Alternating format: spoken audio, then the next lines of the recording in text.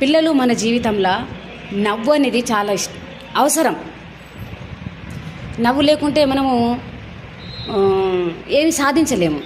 ఓకేనా? నవ్వు ఒక టానిక్ లాంటిది. నవ్వు 4 విధాల మంచిది. ఈ రోజుల్లో అయితే 40 విధాలు కూడా మంచిది.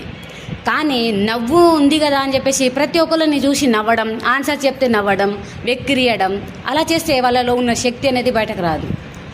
ఈ విధంగా మనం నవ్వడం వల్ల మనకు కొద్దిసేపు ఆనందం జరుగుతుందేమో కానీ, అంటే ఆనందం కలుగుతుందేమో కానీ వాళ్ళు ఎంత ఫీల్ అవుతారు కదా.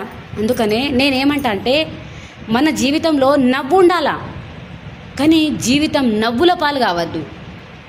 మెయిన్గా అంటే 10th వాళ్ళు, ఓకేనా, వాళ్ళు ఆడుకొని పాడుకొని ఎంజాయ్ చేసుకొని ఏమైనా చేసుకొని, కానీ వాళ్ళు కనుక ఫెయిల్ అయిందనుకో 10 మందిలో వాళ్ళు ఒక ఆట వస్తువు అయిపోతారు. నవ్వుతూ ఉంటారు, వాళ్ళపైన జోకులు వేసుకుంటారు. వాళ్ళు వెళ్తుంటే